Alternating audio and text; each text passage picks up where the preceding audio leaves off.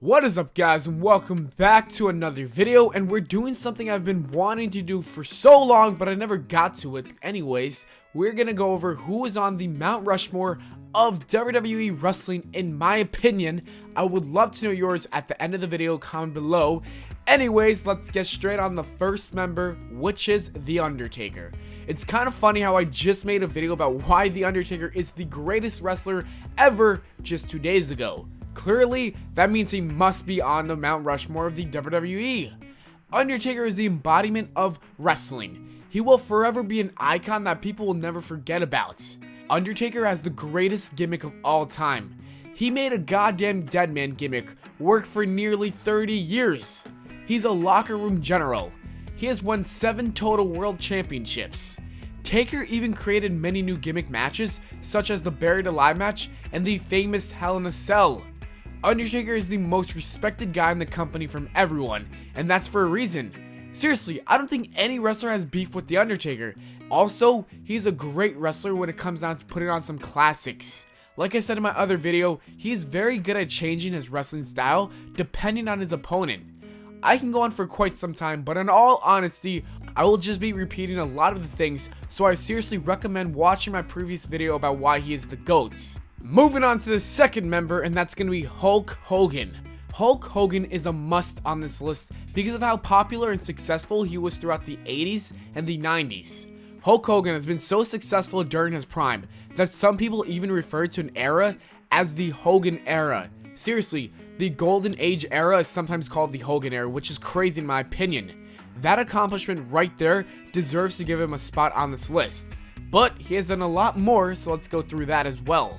Hulk Hogan has also main evented 8 WrestleManias. 8! Although his wrestling ability was not the greatest, he was still the main focus of WrestleMania for all those years. If you break it down in math terms, he roughly main evented 25% of WrestleManias. The only man who can catch up to that at this point, who I think will reach it, is Roman Reigns, who is at 3. Thinking about it, if Hulk Hogan was wrestling in the modern day, would he be booed similar to Roman Reigns?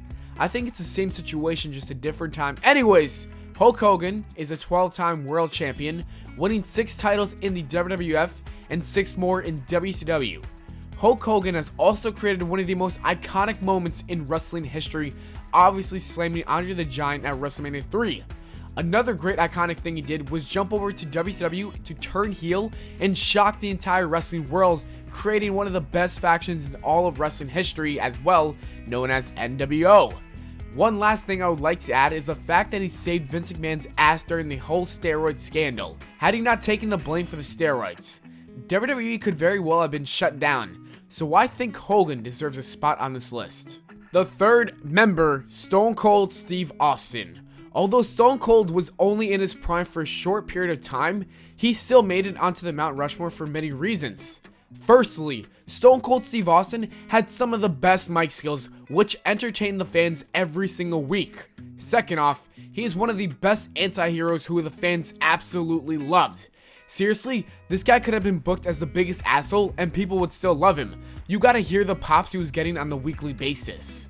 Stone Cold has one of the greatest feuds of all time involving both Vince McMahon and The Rock. Both those feuds were so good, people will always remember them. These two feuds gave fans some of the best moments in wrestling history. Who will ever forget the entire beer incident or the famous stunner on the boss himself?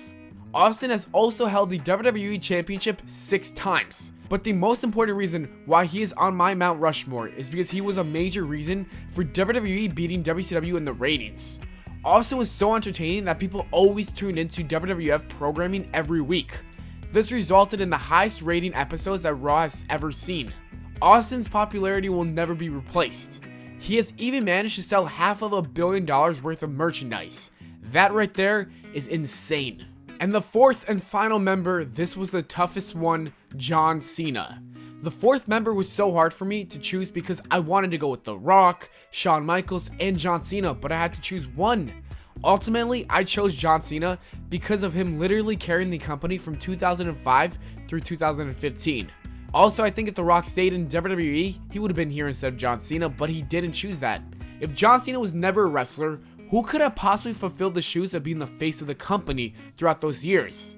Besides Cena, The other big guys from the Ruthless Aggression were Batista, Randy Orton, and Brock Lesnar. As we all know, Lesnar split. Batista was never as popular as John Cena, and he also quit in 2010. And finally, Randy Orton was thriving as a heel during this time, and his babyface run failed miserably. WWE would have been left without a face of the company. Cena managed to show up every single week, and at every single live event selling tickets. None of those guys, as I mentioned earlier, were going to sell tickets like John Cena. Also, John Cena's name is something that is a part of the WWE in my opinion. John Cena is also a 16-time WWE champion, and he still has a ton of time on his hands to get even more titles.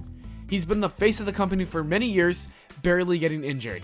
And when he did get injured, he would return very early compared to what was originally expected. John Cena is just one of those GOATs. And that is it for the video. As always, thanks for watching. I hope you all enjoyed. If you did, don't forget to leave a like and subscribe. Also, remember, comment below your WWE Mount Rushmore because I'm really curious to see what you guys think. Follow me on Twitter at Pllana. Check out my other channel, Official Life Facts, and I'll see you all later.